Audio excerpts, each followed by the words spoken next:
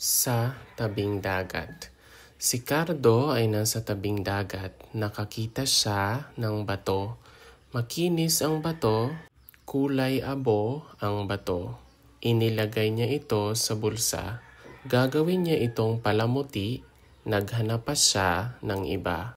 Sa tabing dagat. When we say tabi, it means like the side or beside. And dagat is like the ocean or the beach in a way. It refers to the beach somehow.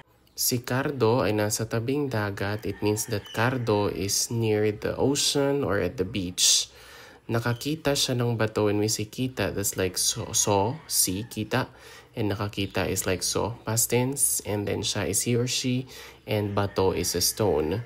Makinis ang bato. That means the stone is fine or smooth. Makinis ang bato. Inilagay niya ito sa bulsa. Lagay means to like place or to put. So he placed or he put it in his pocket. Bulsa is pocket. Gagawin niya itong palamuti. He will use it as like a decoration in a way, palamuti. And then naghanap pa siya ng iba. Hanap means to like look. And then what he did was to look for some more, a little more. Sa tabing dagat. Si Cardo ay nasa tabing dagat. Nakakita siya ng bato. Makinis ang bato. Kulay abo ang bato. Inilagay niya ito sa bulsa. Gagawin niya itong palamuti. Naghanap pa siya ng iba.